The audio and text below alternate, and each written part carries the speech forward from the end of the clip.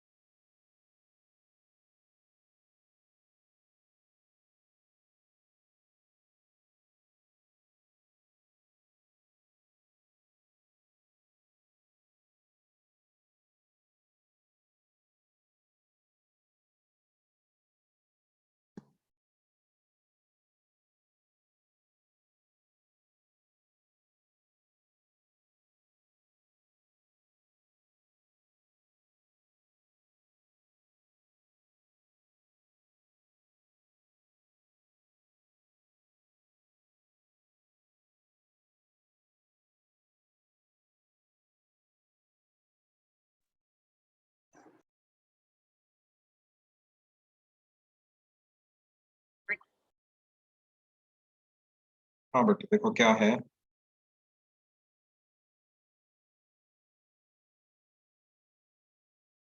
Infinitely long wires दिए हुए हैं।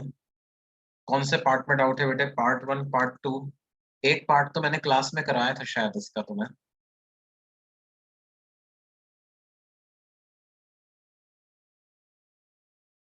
कई सारे लोगों ने एक्सरसाइज पार्ट 1 B2 B5।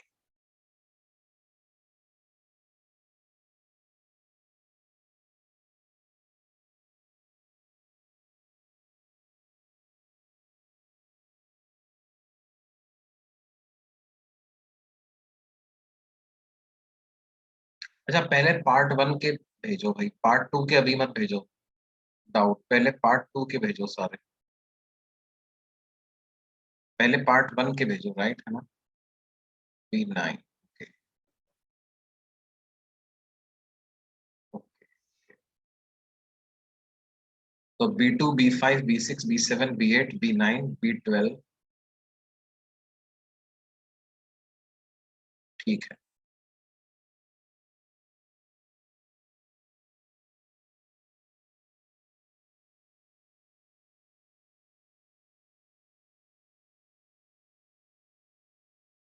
तो देखो B2 से चालू कर देते हैं।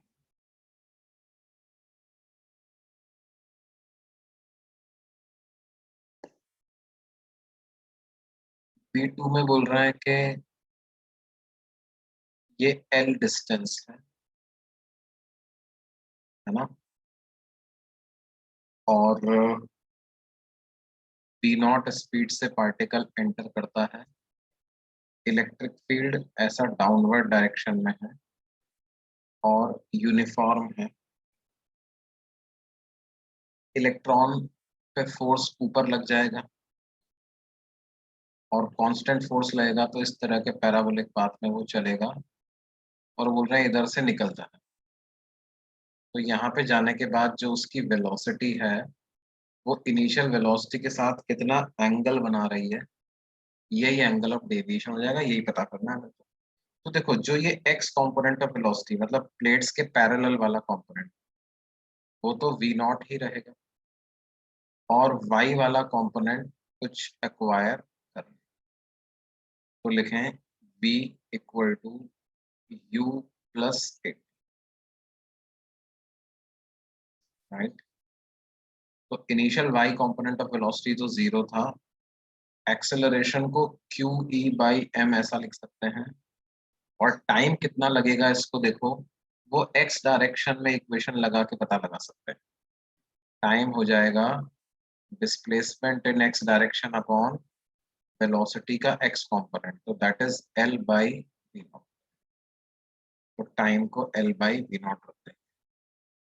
अब इन सब की वैल्यू पुट कर दो, तो चार्ज है 1.6 इंटू 10 की पावर माइनस 19। इलेक्ट्रिक फील्ड सबका मैग्नीट्यूड ही पुट कर रहे हैं ना, 91 into 10 raise to the power minus 6। Mass is 9.1 into 10 raise to the power minus 31 into L by V naught. L कितना है? एल दिया हुआ है 1 मीटर और वी नॉट की वैल्यू दी हुई है 4 into 10 raise to the power 3। तो क्या होगा बेटे, ये एक जीरो इधर हटा तो ये 10 रेज़ पावर माइनस 31 की जगह 10 रेज़ पावर माइनस 32 हो गया। 91 से 91 कैंसिल हो गया। ये इसका एक जीरो इधर से गया तो ये यहाँ पर 10 होगा। 4 4 जा 16 ऐसा लिख सकता हूँ मैं। माइनस 19 और माइनस 6 तो ये हो जाएगा माइनस 25। ठीक है, और नीचे क्या लिखा हुआ है?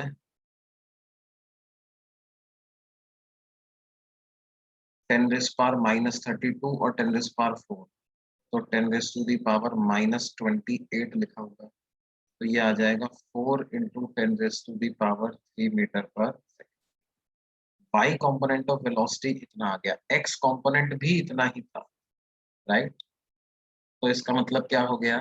क्या मैं बोल सकता हूँ थीटा 45 डिग्री मिल जाएगा? ठीक है, ये हो गया आपका कौन सा बेटे, क्वेश्चन नंबर B2। फिर उसके बाद है B5, B6, B7। B5 देखते हैं। B5 में क्या बोल रहे हैं? 2 पॉइंट चार्जेस इतना एंड इतना are placed at 1 1 2 and 0 3 minus 1। 3 microcoulomb कहाँ पे रखा हुआ है? 3 माइक्रोकूलम रखा हुआ है 1 1 2, और 2.5 माइक्रोकूलम कहाँ पर रखा हुआ है?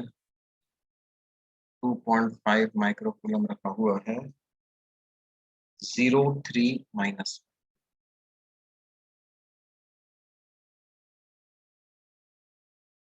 Find the out electric field intensity at point C 3,3,3।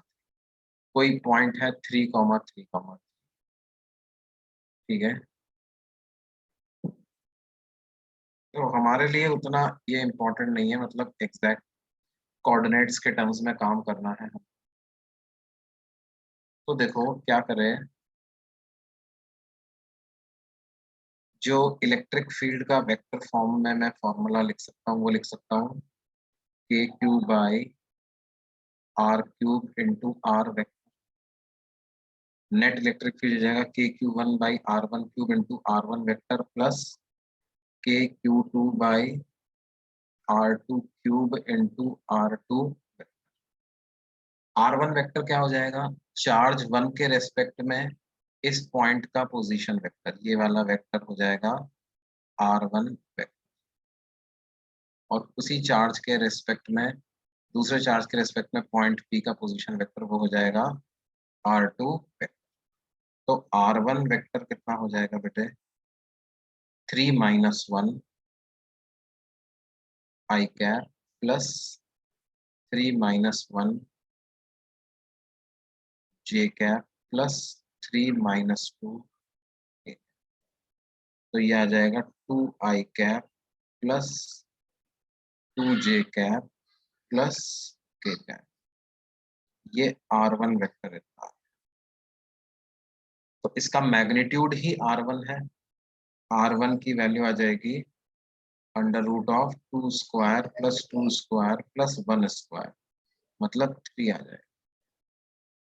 उसी तरह से आर टू वेक्टर कैसे पता करोगे बेटे?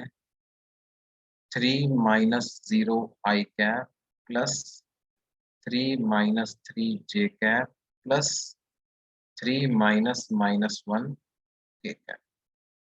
तो R2 वेक्टर आ जाएगा 3 i कैप प्लस 4 के कैप। R2 का मैग्नीट्यूड आ जाएगा √3² प्लस 4² मतलब 5। अब E की वैल्यू आप पता लगा सकते हो, के कॉमन आ जाएगा 9 इंटू 10⁻9 Q1, तो 3 माइक्रोकूलम, 3 इंटू 10⁻6 डिवाइडेड बाई क्या R1 का क्यूब, तो 3 का क्यूब इंटू R1 वेक्टर, तो 2i cap plus 2j cap plus k cap plus Q2 हो जाएगा 2.5 इंटू 10⁻6 डिवाइडेड बाई 5 का cube into 3i cap plus 4, ये ऐसा है। ठीक है, इसको आपको थोड़ी प्रोसेसिंग करनी पड़ेगी, यहाँ पे छोड़ सकते हैं, आगे कर लोगे बच्चों।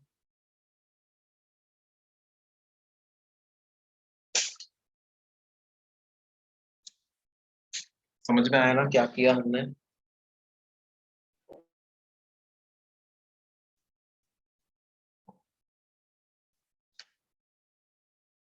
फिर उसके बाद B6,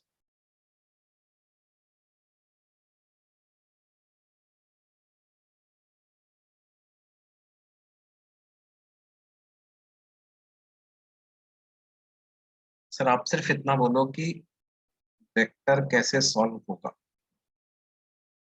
मतलब इसके आगे भी करूं क्या?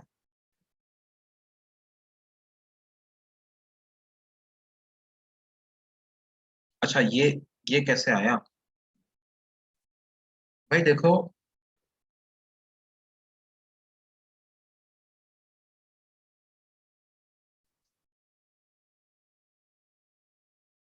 अच्छा मैं ये जो मैंने एक्सप्रेशन लिखा, ये समझ में आया तुमको?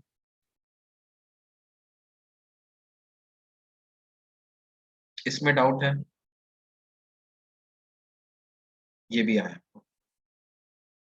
ये आया।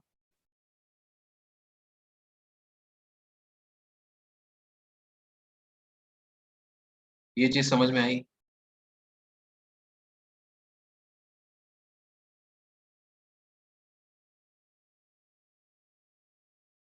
अभी अभी इसमें आपको बस क्या करना है, आई कैप को आई कैप के साथ ऐड करना है, जे कैप को जे कैप के साथ ऐड करना है, बस के कैप वाला अलग रखना है ना?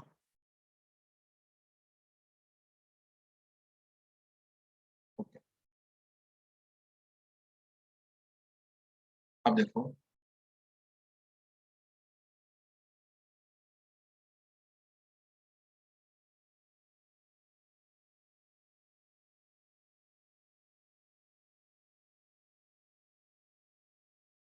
ये था क्वेश्चन नंबर B5। अब B6 में भी डाउट था, तो B6 में क्या बोल रहे हैं? A hollow sphere of radius A carries a total charge to distributed uniformly over its surface. A small area of the sphere is cut off. Find electric field at the center due to the remaining sphere. तो देखो बेटे, बात क्या है, इसका concept बड़ा simple सा है कि हमने एक छोटा सा portion, very small portion of area DA, small portion of area DA is removed.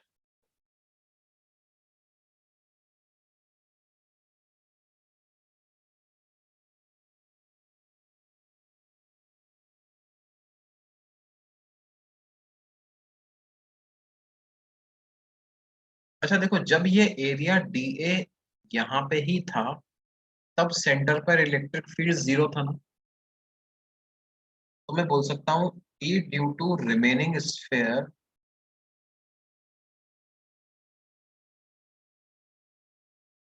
Plus E due to this small area DA, ये मिला करके 0 था। इसका मतलब E due to this small area, E due to the remaining sphere जो होगा, it will be just negative of E due to this dA area. या अगर मैग्नीट्यूड की बात करें तो रिमेनिंग की वजह से जो इलेक्ट्रिक फील्ड का मैग्नीट्यूड आएगा वही मैग्नीट्यूड इस डीए एरिया की वजह से भी आएगा।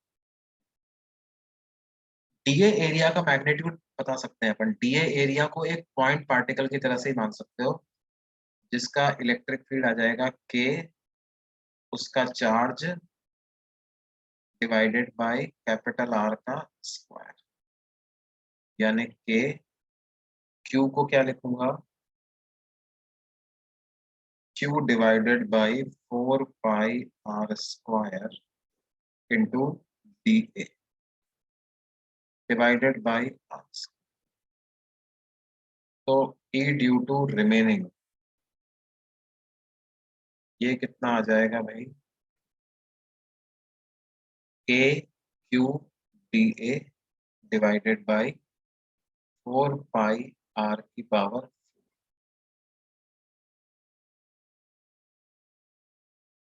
के को आप 1/4 पाई एप्सिलॉन नॉट रख दो तो Q D A divided by 16 pi square epsilon naught R की पावर।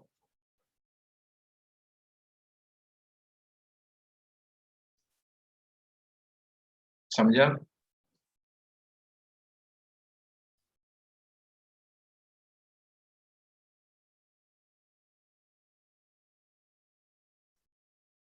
ओके, अब अगला हमको लेना है B7, है ना।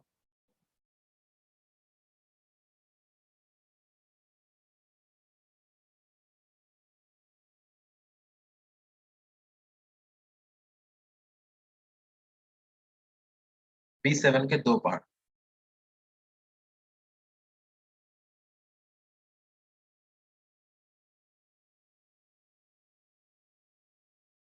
हॉलो स्फीयर का फॉर्मूला डेंसिटी के टर्म्स में,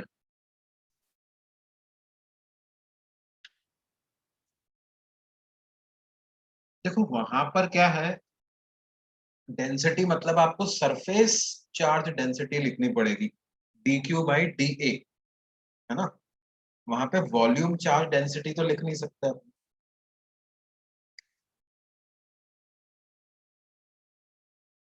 बस क्यू को आप लिख दो sigma into 4 pi are square, ऐसा लिख दो। देखो एक बच्चा डाउट पूछ रहा है, वो क्या पूछ रहा है, सर हॉलो स्फेयर की वजह से जो ई होता है R greater than capital R पर K Q by are square होता है, इसको डेंसिटी के टर्म्स में लिख सकते हैं क्या? देखो हॉलो स्फेयर पे चार्ज जो होता है वो सिर्फ सरफेस पे होता है, तो there is no volume charge density as such. हाँ, there is a term which is called as surface charge density, sigma, जिसको हम बोलते हैं D Q by D A, या अगर यूनिफॉर्म हो तो चार्ज अपॉन एरिया भी बोल देते हैं। हॉलो स्फेयर का सरफेस एरिया क्या होगा, 4 पाई आर स्क्वायर। तो Q को हम sigma into 4 pi are square लिख सकते हैं, और इसको वहां पे आप पुट कर दो तो क्या हो जाएगा, K sigma 4 pi are square divided by small R square. और K को आप 1/4 पाई एप्सिलॉन नॉट लिख सकते हो, तो आ जाएगा sigma r square by epsilon naught r. 4 pi are square is surface area of a sphere. ये तो स्फीयर के सरफेस एरिया का फॉर्मूला है, ये तो याद ही रखना होगा।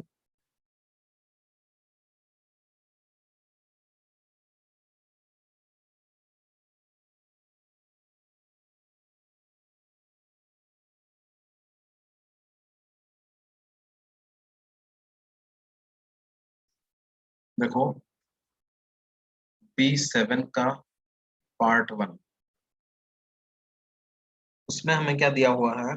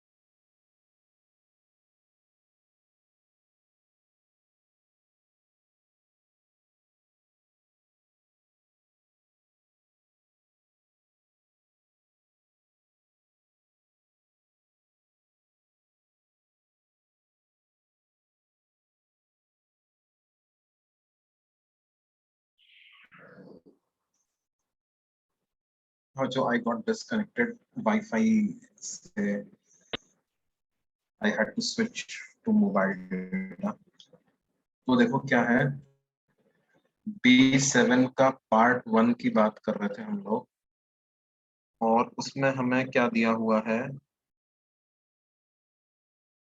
Finitely long wires.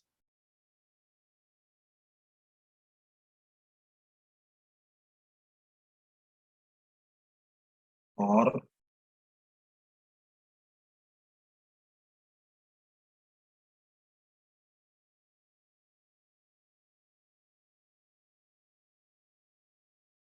उनके बीच में एंगल हमें दिया हुआ है theta. Both have lambda linear charge density, और इनके एंगल बाइसेक्टर पर कोई पॉइंट है, ठीक है, और कितनी डिस्टेंस पे है वो, x डिस्टेंस पे है, ठीक है। इस पॉइंट पर हमें इंटेंसिटी ऑफ इलेक्ट्रिक फील्ड पता लगाना। अब देखो, ये इंटेंसिटी ऑफ इलेक्ट्रिक फील्ड किस डायरेक्शन में प्रोड्यूस करेंगे, दोनों वायर परपेंडिकुलर प्रोड्यूस करेंगे और away from each, away away produce करेंगे, परपेंडिकुलर एंड अवे। ये वाला वायर भी कैसे प्रोड्यूस करेगा,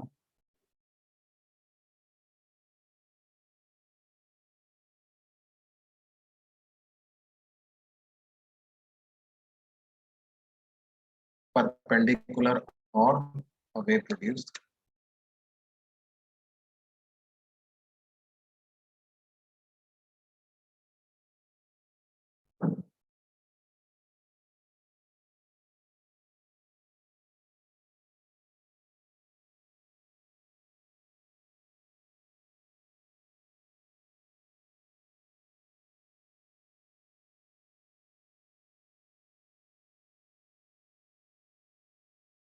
है ना, इनफाइनाइटली लॉन्ग वायर तो सिर्फ परपेंडिकुलर डायरेक्शन में इलेक्ट्रिक फील्ड प्रोड्यूस करता है, और उसका फॉर्मूला होता है 2k λ/r, दोनों बराबर बराबर मैग्नीट्यूड का प्रोड्यूस करें।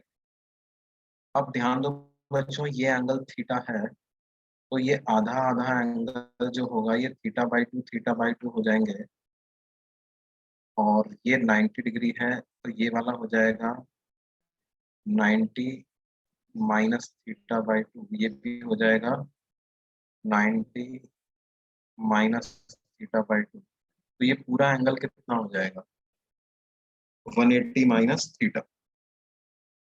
इसी लाइन को आगे एक्सटेंड अगर हम कर दें, तो ये पूरा एंगल भी 180 माइनस थीटा, तो ये दोनों आधे आधे एंगल कितने कितने हो जाएंगे, 90 minus theta by two and 90 minus theta. अब इलेक्ट्रिक फील्ड इन दोनों का रिजल्टेंट जो है वो इस डायरेक्शन में ही आएगा, क्योंकि ये दोनों भी बराबर मैग्नीट्यूड के हैं। तो ई रिजल्टेंट को मैं लिख सकता हूँ कितना, E cos 90 minus theta by two into E cos 90 minus theta, यानी कि 2e sine theta by, right. और ई को मैं लिख दूं 2k λ/r into sin theta by, now what is r is this distance, right। अब ये डिस्टेंस x है, ये एंगल थीटा बाई टू है, तो r को मैं x sine theta by two लिख सकता हूँ। तो मेरे पास आ जाएगा 4k divided by x sine theta by two multiplied by sine theta by, तो ये वैल्यू आ जाएगी 4k λ/x। ये समझ में आता है बच्चों।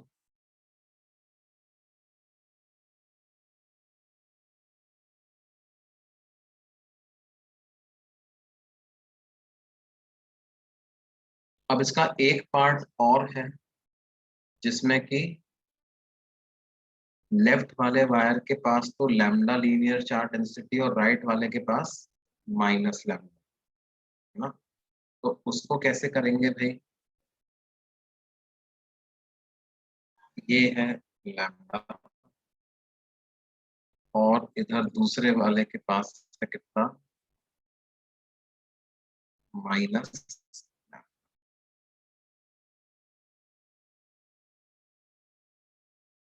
ये लैम्डा, ये है माइनस। अब हमें फिर से ये एंगल बाइसेक्टर वाले पॉइंट पर इंटेंसिटी पता लगानी है। तो होगा क्या, देखो ये जो प्लस लैम्डा वाला है, ये तो away from itself electric field generate, ठीक है। और ये माइनस लैम्डा वाला किधर जनरेट करेगा, ये towards itself,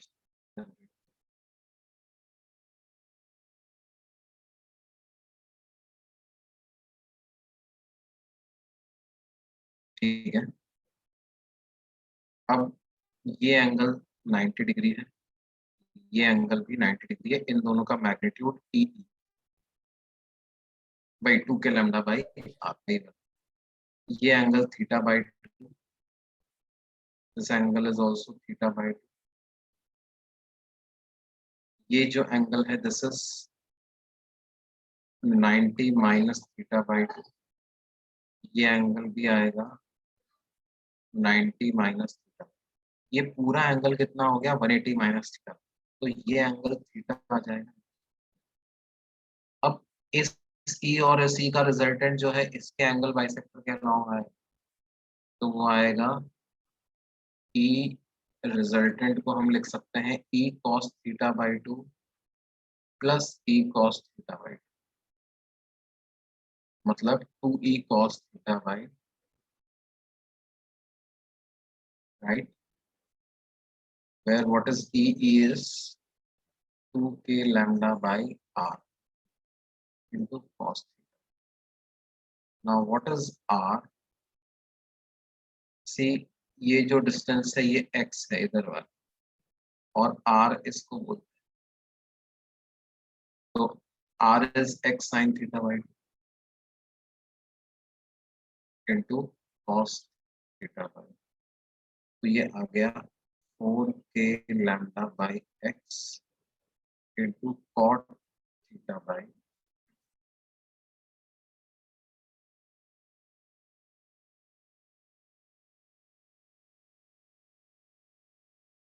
I hope this is clear. ये वाला क्वेश्चन हमने क्लास नोट्स में भी था, देखना एक बार।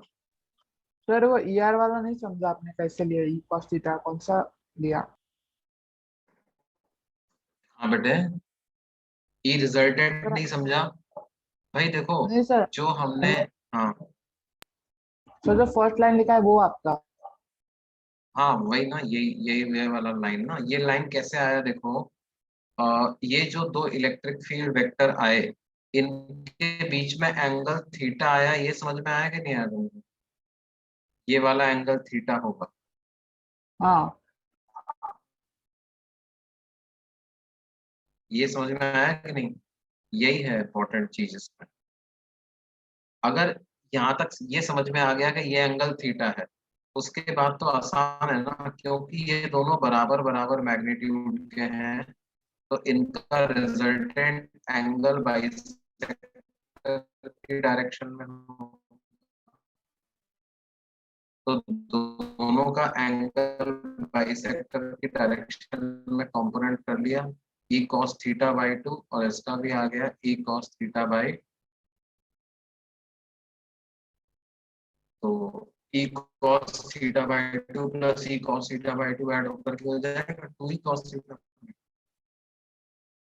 अब अगर तुमको डाउट है कि ये एंगल थीटा कैसे आया, तो you will have to look at this diagram, ये थीटा बाई 2 थीटा बाई 2 है, ये 90 डिग्री है, तो ये एंगल 90 माइनस थीटा बाई 2 बनेगा, ये भी 90 माइनस थीटा बाई 2, तो ये पूरा एंगल हो जाएगा 180 माइनस थीटा।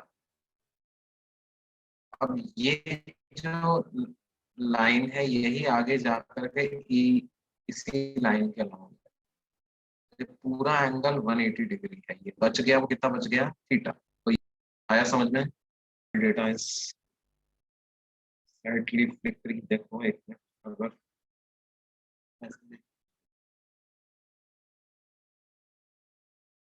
पावर तो वापस आ गया।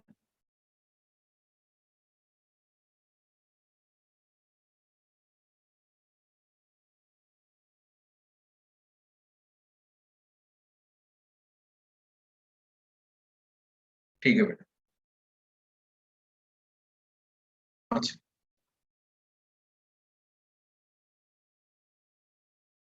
समझ में आया भाई? आगे चलें।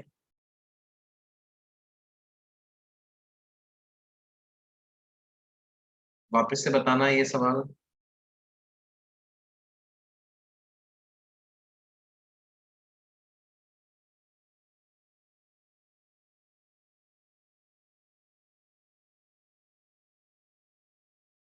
ओके,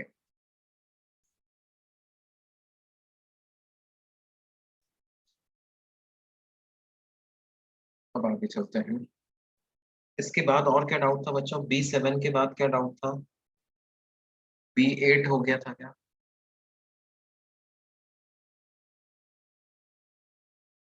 B7 के बाद आगे के डाउट्स बोलो भाई। B8, B8 क्या है? The bob of a simple pendulum has mass इतना, charge इतना, it makes 30 oscillation in 50 second above surface, vertical electric field pointing upward and of magnitude इतना is switched off. How much time will it now take to complete 60 oscillations? तो देखो बेटे, इसका charge 6 into 10 raised to the power, charge कितना है? 6 into 10 raised to the power -6 coulomb charge है। और electric field हमने कितना स्विच ऑन किया? 5 into 10 raised to the power 4 Newton पर coulomb electric field switch on किया। तो जो फोर्स आएगा वो QE आएगा। तो ये आ जाएगा 6 5 30 into 10 की पावर -2, मतलब 0.3 न्यूटन का फोर्स इलेक्ट्रिक फील्ड का इस पे अपवर्ड डायरेक्शन में लगेगा, राइट? और mg कितना लग रहा है इस पे, ये देखो, mg है, मास है इसका 60 ग्राम। तो 60 into 10 raised to the power -3 multiplied by 10, 600 into 10 की पावर -3, यानी 0.6 न्यूटन डाउनवर्ड डायरेक्शन में लग रहा है ना? तो देखो क्या था बेटे कि जब ये इलेक्ट्रिक फील्ड नहीं था, तब सिर्फ यही एक फोर्स था, जिस फोर्स की वजह से इसका टाइम पीरियड कुछ आ रहा था। मान लेते हैं पहले टाइम पीरियड T था। अब हमें पता है टाइम पीरियड का फॉर्मूला होता है 2π√L/g। ये तब होता है जब डाउनवर्ड डायरेक्शन में फोर्स लग रहा है mg। अब जब इलेक्ट्रिक फील्ड स्विच ऑन हमने कर दिया, तो क्या मैं बोल सकता हूँ कि अब जो फोर्स रह गया वो आधा ही रह गया, तो क्या उसको mg/2 लिख सकता हूँ? 0.6 न्यूटन में से 0.3 न्यूटन सब्ट्रैक्ट करना पड़ेगा। तो अब फोर्स नीचे की तरफ 0.3 न्यूटन ही रह जाएगा। 0.3 न्यूटन रह गया, मतलब पहले का आधा रह गया। तो हम ऐसा मान सकते हैं कि अब फोर्स mg नहीं लग रहा, अब नेट फोर्स कितना लग रहा है? mg/2। तो g को g/2 से रिप्लेस कर दें तो नया टाइम पीरियड आ जाएगा L/g/, तो नया टाइम पीरियड जो होगा वो पुराने टाइम पीरियड का √2 टाइम्स हो जाएगा, है ना? 1.414 times the whole time period. Time period होता है एक ऑसिलेशन कितने समय में पूरा होता है, उसका टाइम। तो देखो, एक ऑसिलेशन का टाइम √2 टाइम्स हो जाएगा, तो दोनों को n से मल्टीप्लाई कर दो, तो n ऑसिलेशंस का टाइम भी पहले वाले n ऑसिलेशंस के टाइम का √2 टाइम्स हो जाएगा। ठीक है, कितने ऑसिलेशंस की बात कर रहे हैं ये? पहले 30 ऑसिलेशन 50 सेकंड में करता था, 30 ऑसिलेशन करता था 50 सेकंड में। इसका मतलब 60 ऑसिलेशंस कितने सेकंड में करता होगा पहले? 100 सेकंड में करता हूँ। तो अब नाउ 60 ऑसिलेशंस कितने समय में करेगा? अब 60 ऑसिलेशंस जो है ये 100 रूट 2 सेकेंड्स में करेगा। रूट 2 के फैक्टर से बढ़ गया टाइम। आई बस सोचने में चाहूँ।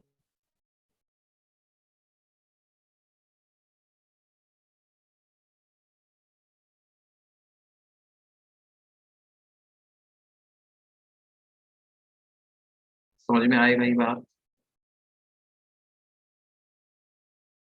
B6 समझा? नहीं समझा? Yes sir.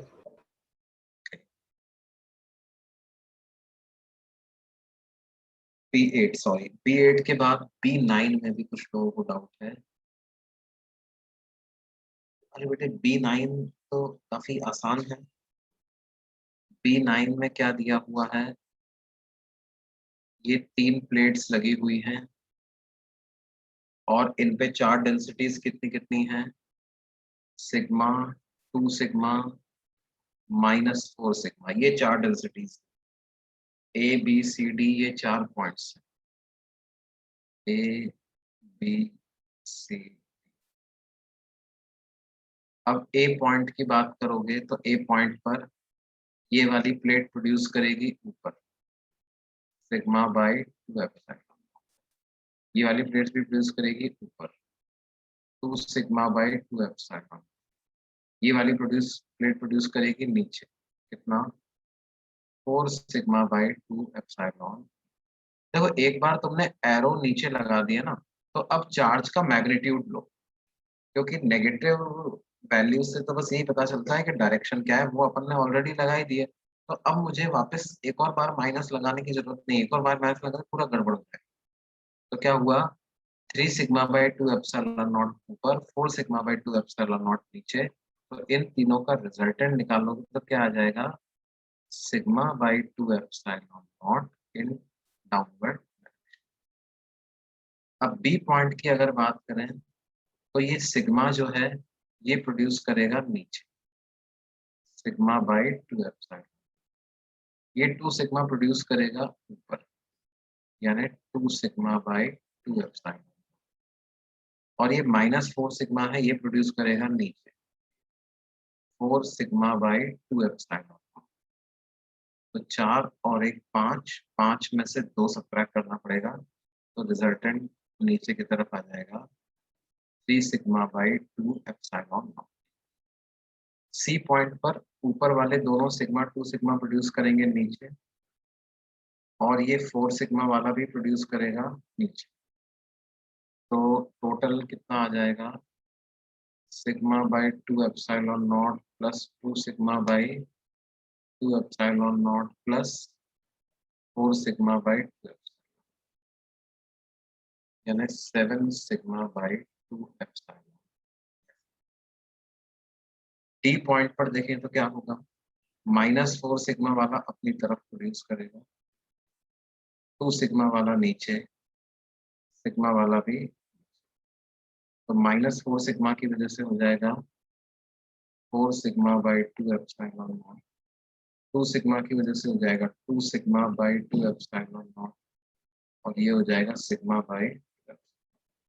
तो रिजल्टेंट ऊपर की तरफ आ जाएगा सिग्मा बाई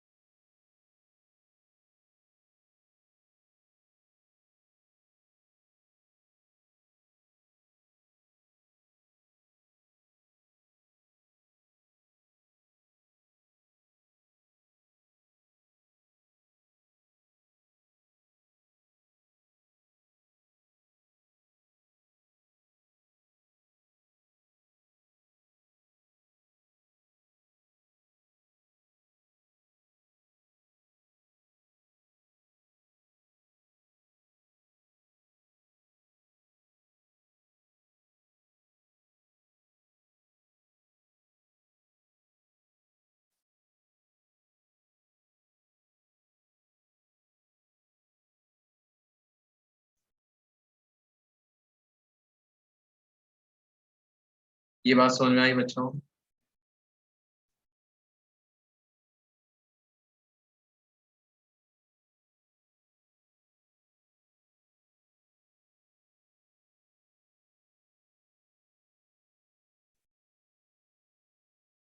ओके बेटा, तो ये B9 हो गया। B9 के बाद जो डाउट है वो B12 में डाउट है ना अपने।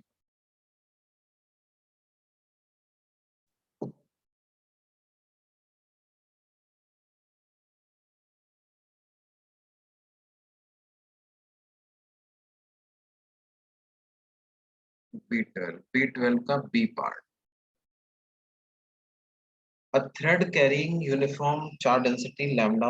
अच्छा, इस वाले में डाउट है तुमको, जिसमें ऐसे आ जा रहा है, ये इनफाइनाइटली लॉन्ग थ्रेड है, ठीक है, फिर ऐसा सेमी सर्कुलर पार्ट में घूम रहा है, और फिर ऐसा वापस।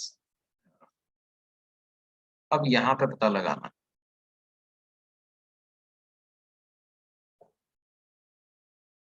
अब देखो ये दोनों सेमी इनफाइनाइट वायर जैसे हो जाएंगे, तो ये लेफ्ट वाला किधर प्रोड्यूस करेगा, एक कंपोनेंट प्रोड्यूस करेगा इधर, एक कंपोनेंट प्रोड्यूस करेगा इधर,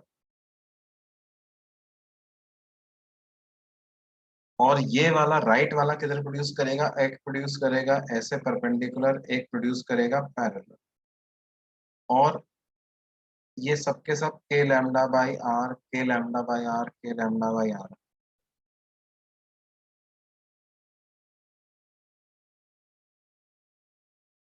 और साथ ही साथ ये जो सेमी सर्कुलर रिंग है, ये इधर प्रोड्यूस करेगी, वो कितना प्रोड्यूस करेगी, वो अकेले 2 के लैम्डा बाई आर प्रोड्यूस करेगी। तो क्या आप देख सकते हो ई रिजल्टेंट जीरो ही आए?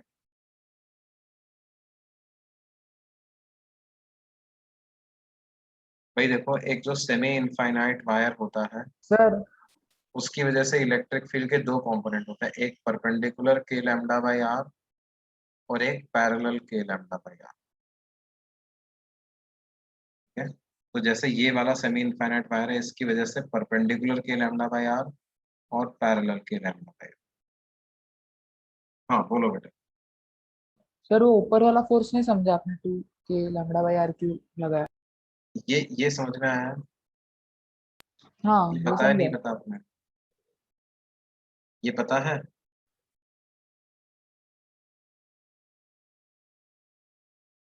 हाँ सर पता है।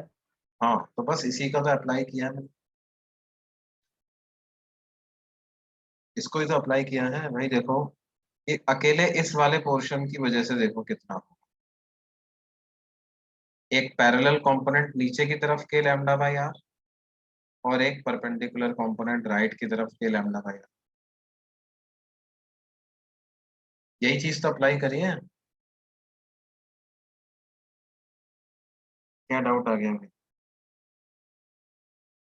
सेमी इनफाइनाइट वायर का होता है ना।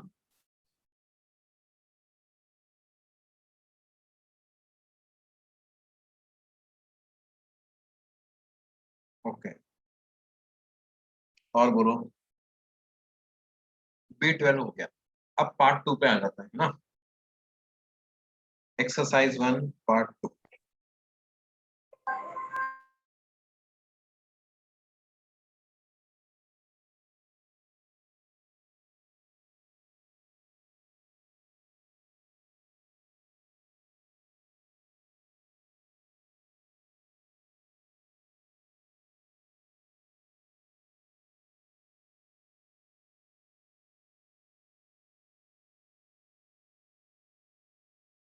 B8 B9।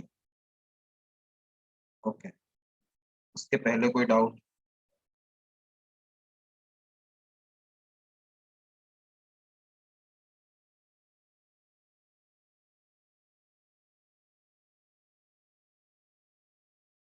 Exercise 1 part 2, B8। तो क्या बोल रहा है B8?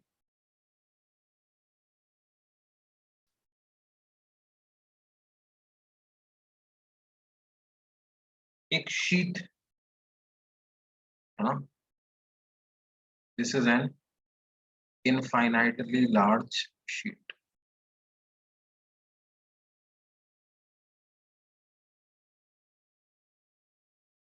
सरफेस चार्ज डेंसिटी है सिग्मा।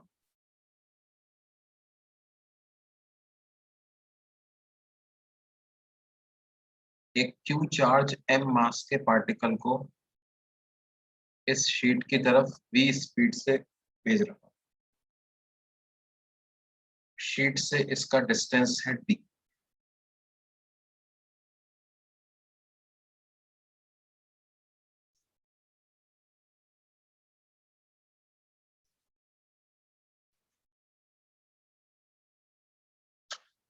तो क्या बोल रहे हैं, v को कितना रखना पड़ेगा ताकि ये शीट को जाके टच करके आए। अब देखो शीट इसको रिपेल कर रही हो, शीट इलेक्ट्रिक फील्ड प्रोड्यूस करेगी ऐसे, वो होगा सिग्मा बाई 2 एप्सिलॉन। तो इलेक्ट्रिक फील्ड है, पॉजिटिव चार्ज है, तो इस पर फोर्स भी इलेक्ट्रिक फील्ड की डायरेक्शन में लगेगा। फोर्स लगेगा Q sigma by 2 epsilon not. अब फोर्स वेलोसिटी के अपोजिट डायरेक्शन में, तो इसकी वेलोसिटी जीरो होती जाएगी। ठीक है, अगर मान लो कि डी डिस्टेंस के पहले कहीं पे जीरो हो गई, तो फोर्स तो लगातार लग रहा है इस पर इधर, तो वेलोसिटी जीरो होगी तो क्या होगा, वहीं से वापस लौट जाएगा। तो हम चाहते हैं कि वेलोसिटी यहाँ पे जीरो, उसके पहले जीरो ना हो, तो डी डिस्टेंस पे जाके जीरो हो। तो इक्वेशन लगा दें, b square equal to u square plus 2as।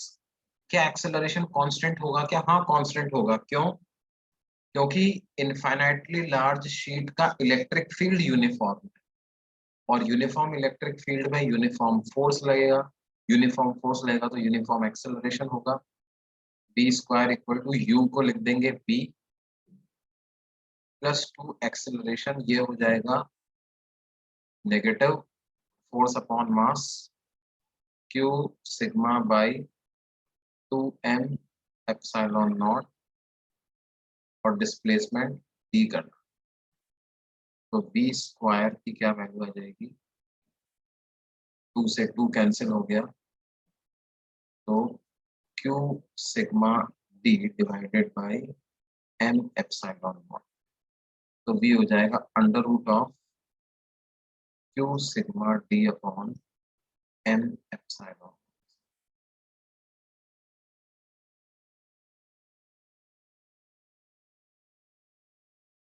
फिर है B9। B9 क्या है बेटा? ये बोल रहे हैं यूनिफॉर्म इलेक्ट्रिक फील्ड है एक्स डायरेक्शन।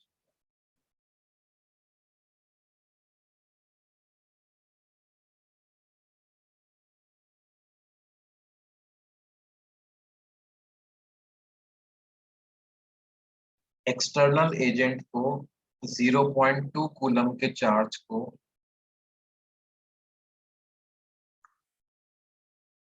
देखो 0.2 कूलम का चार्ज इलेक्ट्रिक फील्ड की डायरेक्शन में रखूंगा, तो फोर्स ऑफ इलेक्ट्रिक फील्ड उसी डायरेक्शन में आ जाएगा कि नहीं आ जाएगा? तो अगर एक्सटर्नल एजेंट को मूव करवाना है अगेंस्ट द इलेक्ट्रिक फील्ड, तो फोर्स इधर लगाना पड़ेगा, और स्लोली मूव करवाना है तो दोनों का मैग्नीट्यूड बराबर होगा।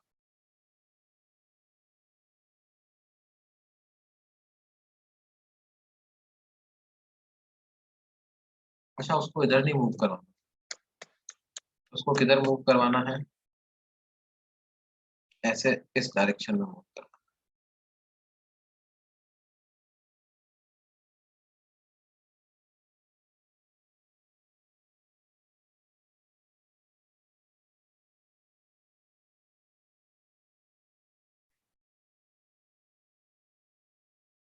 तो देखो हम लिखते हैं work done by all forces is change in kinetic energy, जो कि बराबर होना चाहिए जीरो के, यानी work done by external force plus work done by electric field,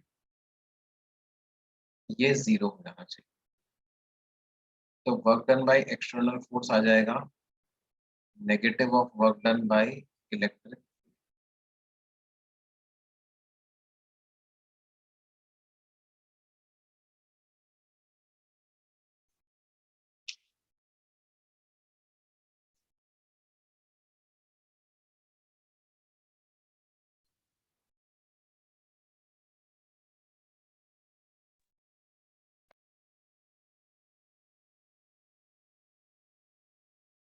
और देखो हम उसको ऐसे मूव करवा रहे हैं एक्चुअली, इस लाइन के अलॉन्ग नहीं मूव करवा रहे, इधर मूव करवा रहे हैं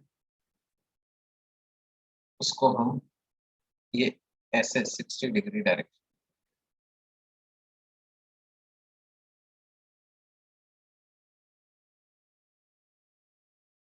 और कितना मूव करवा रहे हैं, 2 मीटर।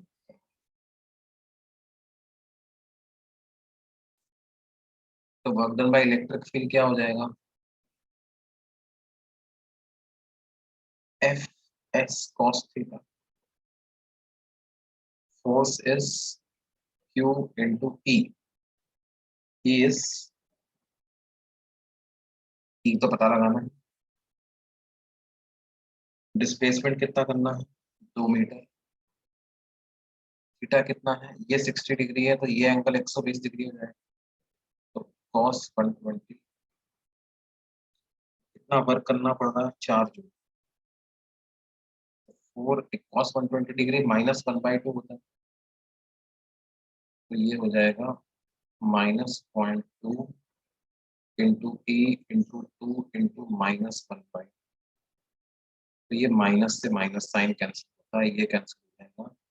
तो ई की क्या वैल्यू आ जाएगी बेटे, 4/0, मतलब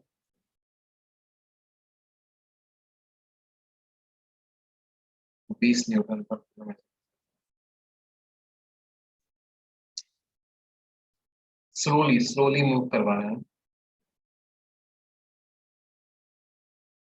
क्वेश्चन में देखो, क्वेश्चन में लिखा हुआ है,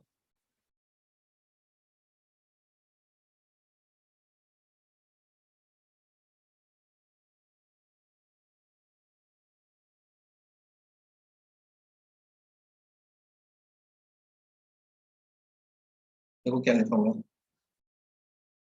through at second line, point two coulomb through at distance 2 metre slowly,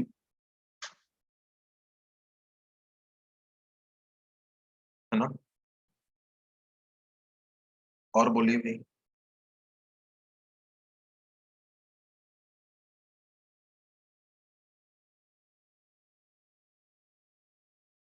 exercise 1 part 2 हो गया। अब और क्या था,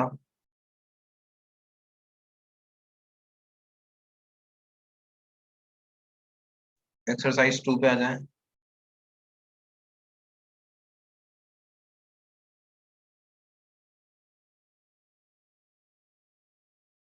exercise 2 part 2 question number 4।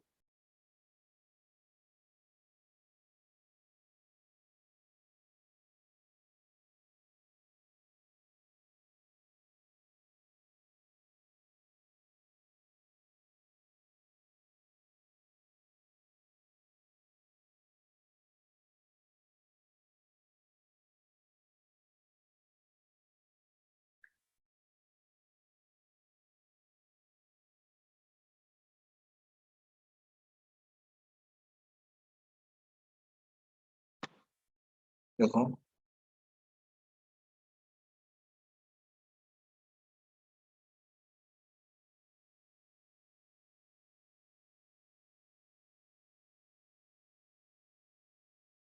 Question number 4 क्या,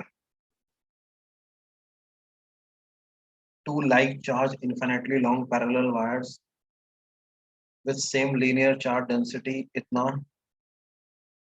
are 2 centimeters apart। कितनी दूरी पर हैं एक दूसरे से, 2 सेंटीमीटर।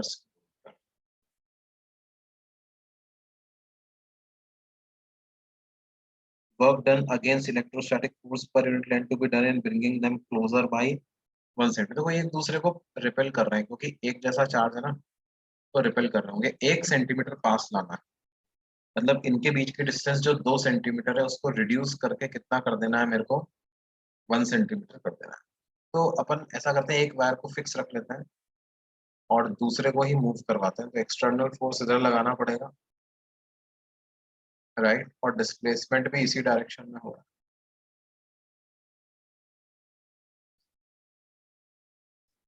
तो वर्क को हम एफ एक्सटर्नल डी एस इस तरह से लिख सकते हैं। और कितना फोर्स लगाना पड़ेगा देखो, पर यूनिट लेंथ कैलकुलेट करना है, पर यूनिट लेंथ है ना। तो देखो यूनिट लेंथ पे कितना फोर्स लगेगा, यूनिट लेंथ का चार्ज तो लैम्डा ही है, और इलेक्ट्रिक फील्ड को मैं जनरल एक्स डिस्टेंस पे लिख सकता हूँ 2k लैम्डा बाई, और ds को लिखूंगा माइनस, और इंटीग्रेट कहां से कहां तक कर दूंगा बेटे, 2 सेंटीमीटर से 1 सेंटीमीटर तक इंटीग्रेट कर। तो क्या आ जाएगा, 2k lambda square minus 2k lambda square integration of dx by x from 2 centimetre to 1 centimetre. तो ये आ जाएगा -2k lambda square dx by x का इंटीग्रेशन ln x आ जाएगा from 2 centimetre to 1 centimetre, -2k lambda square ln 1 minus ln, ये minus sign हटा करके इसको 2k लैम्डा स्क्वायर ln 2 लिख सकते हैं, है ना। क्वेश्चन नंबर 3 भी बताएंगे बेटा, ये कर लें। तो क्या आ गया, 2k को लिख दें 9 इंटू 10 की पावर 9, लैम्डा दिया हुआ है कितना बेटे, 3 इंटू 10 की पावर -8, तो उसका स्क्वायर करेंगे तो कितना आ जाएगा, 9 इंटू 10 की पावर -16 इंटू ln 2, राइट।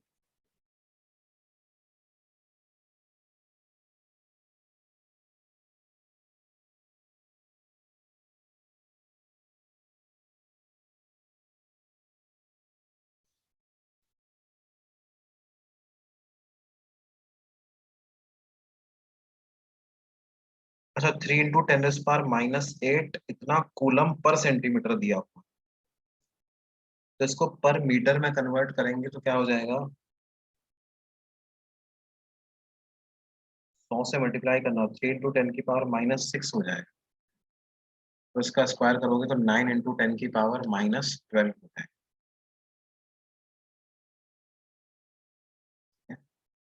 तो ये हो जाएगा 9 इंटू 9 81, 81 इंटू 2 कितना,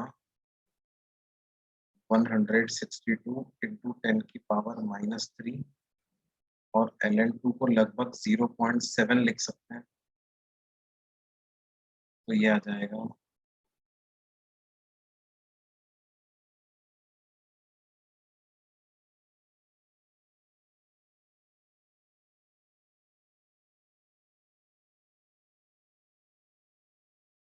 ठीक है। तो इसको क्या लिख सकते हो, 11.34 डिवाइडेड बाई 100, ऐसा आ जाए, कितना जूल पर मीटर का वर्क हो रहा है। तो nearest integral value of x पता लगाना है, तो वो 11 आंसर आ जाएगा, है ना।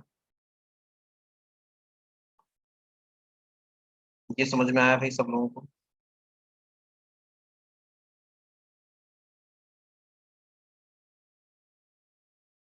फिर उसके बाद क्वेश्चन नंबर 3 में डाउट है।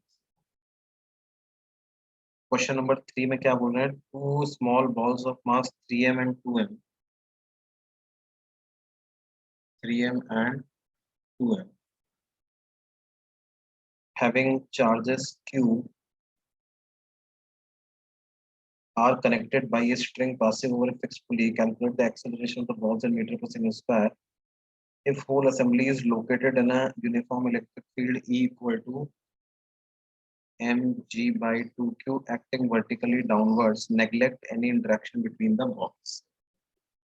तो देखो क्या है बेटे कि ये पुली से कनेक्टेड 3m 2m और रस्सी से बंधे हुए हैं और रस्सी जो है वो पुली के ऊपर से होकर के जा रही है ऐसा। इनके पास चार्ज भी है, दोनों के पास क्यू क्यू चार्ज। तो फोर्स कितना लग रहा है क्यू ई के बराबर, यानी एम जी बाई 2 के बराबर का फोर्स लग रहा है इलेक्ट्रिक फील्ड। इस पे भी एम जी बाई 2 लग रहा है, इस पर भी एम जी बाई 2 और इस पर तो 3 mg इसके खुद का वेट और 2 mg। तब क्या पता करना,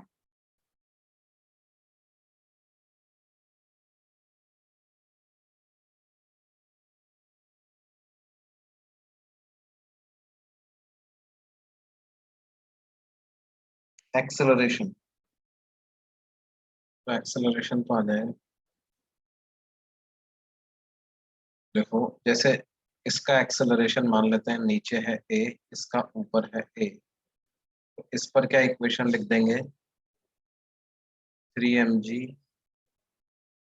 plus mg by 2 minus p is equal to 3ma और इस पर लिख देंगे t minus 2 mg minus mg by 2 equal to 2ma। दोनों इक्वेशंस को ऐड कर दिया जाए तो प्लस mg बाई 2 से minus mg by 2 minus t से प्लस t कैंसिल हो जाएगा। तो क्या मिलेगा LHS में आ जाएगा 3 mg माइनस 2 mg यानी कि mg, RHS में आ जाएगा 5ma, m से m कैंसिल हो गया, a की वैल्यू g बाई 5 आ जाएगी यानी 2 मीटर पर सेकंड स्क्वायर a की वैल्यू।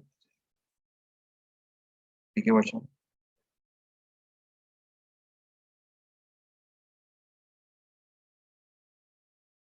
और क्या डाउट है बेटा?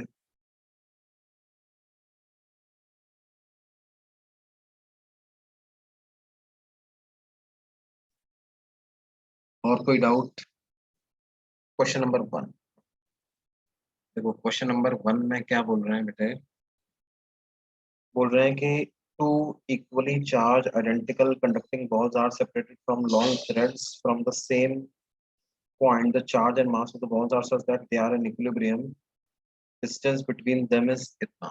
ठीक है, देखो हमें दिया हुआ है कि जो थ्रेड्स की लेंथ है वो बहुत ज्यादा है, इसका मतलब ये एंगल बहुत कम बन रहा है बेटे, है ना, ये एंगल बहुत कम बन रहा है। तो इसको अगर एल बोल रहे हैं तो इनके बीच की जो डिस्टेंस है इसको आप अप्रोक्सीमेटली एल थीटा बोल सकते हैं, because this angle is very small.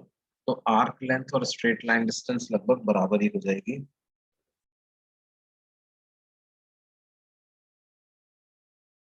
ठीक है, तो अब हम क्या कर सकते हैं, देखो ये इस पर फोर्स ऐसे बाहर की ओर लग रहा है।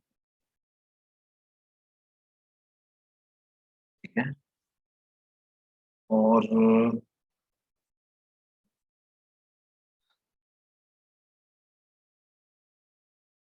ये एम जी नीचे लग रहा है।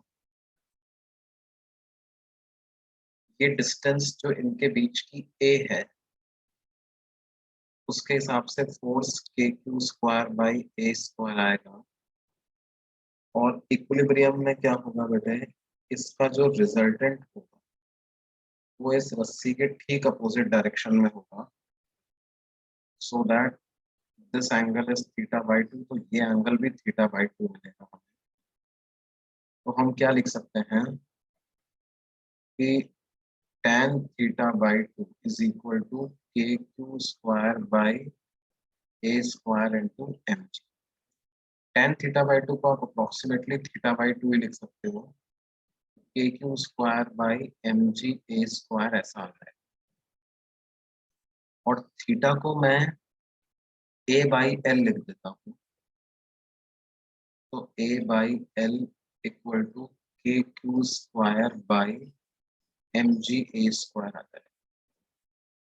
तो यहाँ से ए क्यूब की वैल्यू क्या हो जाएगी बेटे, 2 KL divided by M G into Q square, यानी A cube directly proportional to Q square आ रहा है। ठीक है, तो हम ए को लिख सकते हैं क्यूब की पावर 2/3 के प्रोपोर्शनल होगा। तो A2/A1 ये हो जाएगा Q2/Q1 की पावर 2/, तो A2 हो जाएगा A1। अच्छा, बाद वाला चार्ज जो है वो पहले चार्ज का आधा होगा, तो हाफ की पावर 2/3 ऐसा आ जाएगा। तो कितना आ जाएगा बेटे, 108 की पावर 1/3 था। अच्छा, हाफ का स्क्वायर, तो इसको मैं क्या लिख सकता हूँ, डेनोमिनेटर में 4 की पावर 1/3 ऐसा लिख सकता हूँ।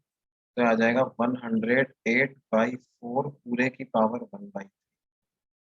108/4 को कैलकुलेट करेंगे तो कितना आएगा, 4 2 27 की पावर 1/3, तो 27 की पावर 1/3 मतलब 3 आंसर आ जाएगा। बात समझ में आई बेटे, क्या किया मैंने इक्विलिब्रियम की कंडीशन लगा करके ये पता कर लिया कि इनके बीच की जो डिस्टेंस है और चार्ज है उसमें क्या प्रोपोर्शनैलिटी आती है। ठीक है, अब जब एक बॉल को आप डिस्चार्ज करोगे तो क्या होगा, वो दोनों पास आएंगी, दोनों बॉल्स, ये थ्रेड है ना, एक बॉल का डिस्चार्ज चला गया मतलब चार्ज चला गया, तो क्या हो गया, उनके बीच का रिपल्शन खत्म हो गया, रिपल्शन खत्म हो गया तो mg की वजह से वो पास आएंगे, टच करेंगे तो चार्ज आधा आधा रह जाएगा। एक के पास क्यू चार्ज है, एक के पास जीरो, तो टच होने के बाद Q/2 चार्ज हो जाएगा, फिर Q/2 चार्ज से दोबारा रिपेल होगा। तो अब बेसिकली अंतर क्या आ गया कि पहले चार्ज इनका Q था, तो अब Q/2 हो गया। तो Q2 जो बाद वाला चार्ज है और इनिशियल चार्ज का रेशो, इसलिए मैंने कितना पुट कर दिया, 1/2। तो चार्ज के आधा रह जाने से डिस्टेंस में क्या चेंज आएगा, बेसिकली ये क्वेश्चन हो गया हमारा। तो हमने देखा कि डिस्टेंस जो है वो चार्ज की पावर 2/3 के प्रोपोर्शनल है। Distance is proportional to, equality नहीं आएगी यहाँ पे, क्या आएगी, प्रोपोर्शनल। और फिर इसको डिवाइड करके हम सॉल्व। समझ में आई बात बच्चों?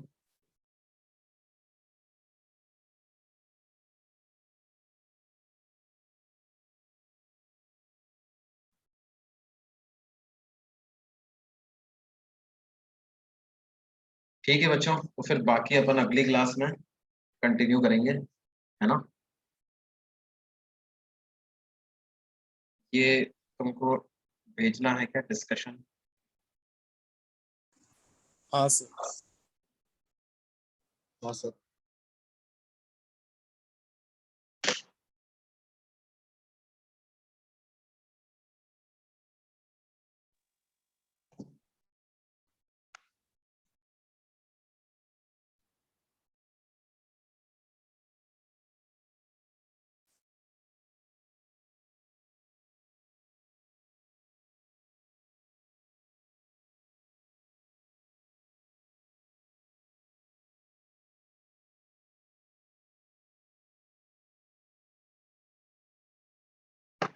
अरे भाई देवांग, क्या कर रहे हो तुम?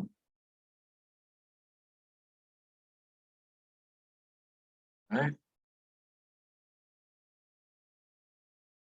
क्यों लिख रहे हो भाई बोर्ड पे?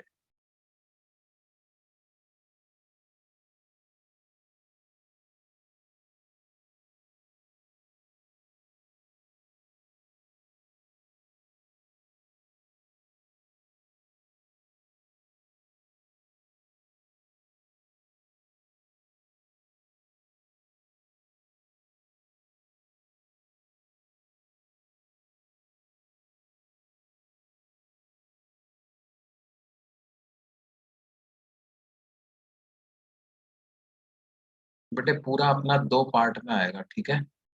क्योंकि बीच में वो नेटवर्क स्विच हुआ था ना।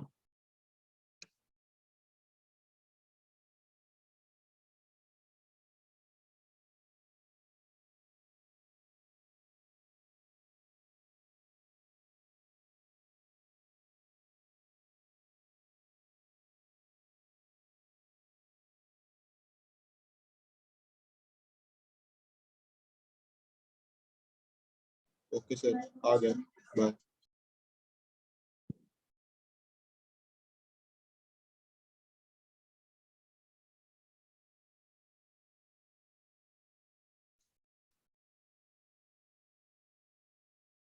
हेलो सर, हाँ बेटे। सेंड किया आपने? हाँ, मैंने ग्रुप को व्हाट्सएप ग्रुप पे सेंड किया है। ओके।